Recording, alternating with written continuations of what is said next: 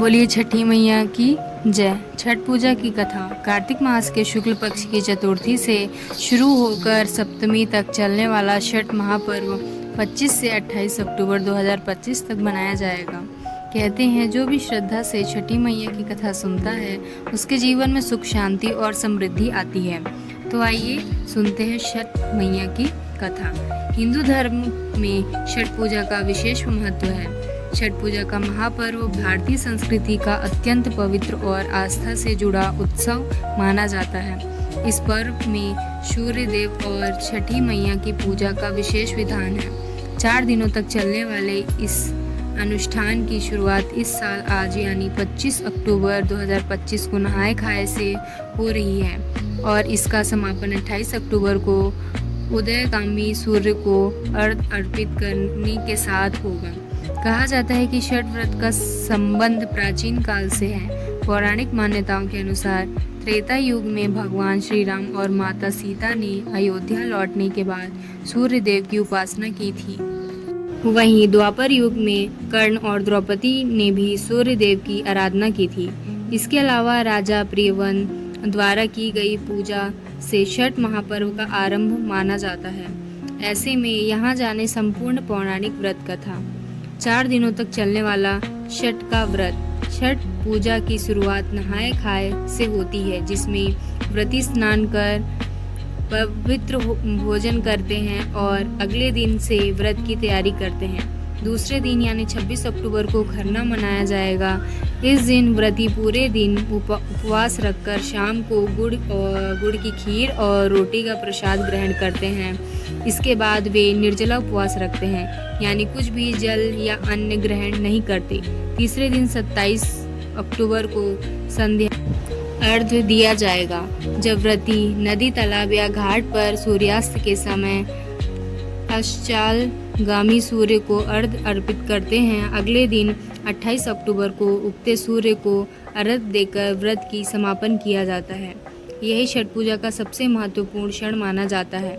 इसके दौरान महिलाएं और पुरुष दोनों सूर्य देव और छठी मैया से अपने परिवार की सुख समृद्धि की कामना करते हैं। तो आइए सुनते हैं छठ पूजा की पौराणिक कथा। छठ पूजा की एक पौराणिक कथा राजा प्रियव्रत और रानी मालिनी से संबंधित है। कहा जाता है कि राजा प्रियव्रत के कोई संतान नहीं थी, जिससे वे बहुत दुखी थे। संतान प्राप्ति के लिए उन्होंने अपनी पत्नी के साथ महर्षि कश्यप के मार्गदर्शन में यज्ञ किया। यज्ञ के बाद रानी ने खीर का प्रसाद ग्रहण किया और गर्भवती हुई, लेकिन दुर्भाग्यवश एक मृत पुत्र को जन्म दिया। इस दुख से व्याकुल होकर राजा प्रियव्रत ने अपने जीवन का अंत करने का निश्चय किया।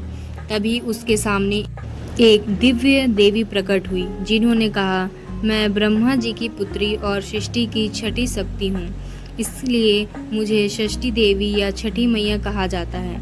देवी ने राजा से कहा कि यदि वे उसकी आराधना करेंगे और दूसरों को भी इसके लिए प्रेरित करेंगे तो उन्हें संतान का सुख अवश्य मिलेगा। राजा प्रियव्रत ने कार्तिक मास के शुक्ल पक्ष की षष्ठी तिथि को देवी षष्ठी की विधिवत पूजा की।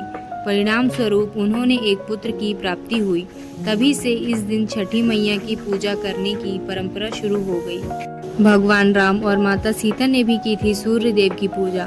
पौराणिक मान्यताओं के अनुसार त्रेता युग में भगवान श्री राम के अयोध्या लौटने के बाद छठ व्रत की शुरुआत हुई। लंकापति रावण का वध करने के बाद श्री राम को ब्रह्म हत्या का पाप लगा था। इस पाप से मुक्ति पाने के लिए उन्होंने ऋषि मुनियों से उपाय पूछा। तब ऋषि मुग्धन ने उन्हें कार्तिक शुक्ल षष्ठी के दिन सूर्य देव की आराधना करने का निर्देश दिया। श्री राम और माता सीता ने 6 दिनों तक मुग्धन ऋषि के आश्रम में रहकर विधि विधान से सूर्य देव की पूजा की। तभी से यह परंपरा लोक आस्था में छठ पर्व के रूप में मनाई जाने लगी। द्रौपदी ने भी रखा था छठ का व्रत। द्वापर युग में भी छठ व्रत का विशेष महत्व रहा है। मान्यता है कि जब पांडव कठिन समय से गुजर रहे थे, तब द्रौपदी ने छठ व्रत रखकर सूर्य देव से अपने परिवार का कल्याण की प्रार्थना की थी। उनकी भक्ति और श्रद्धा से प्रसन्न होकर सूर्य देव ने पांडवों को शक्ति और समृद्धि का आशीर्वाद दिया। दूसरी ओर दानवीर कर्ण को सूर्य उपासना का प्रथम साधक माना जाता है। वह प्रतिदिन नदी में स्नान कर सूर्य देव को अर्घ्य अर्पित करते थे। उनकी इस दिनचर्या से ही सूर्य भगवान की परंपरा स्थापित हुई, जो आज भी छठ पर्व के रूप में श्रद्धा से मनाई जाती है। तो बोलिए छठी मैया की जय।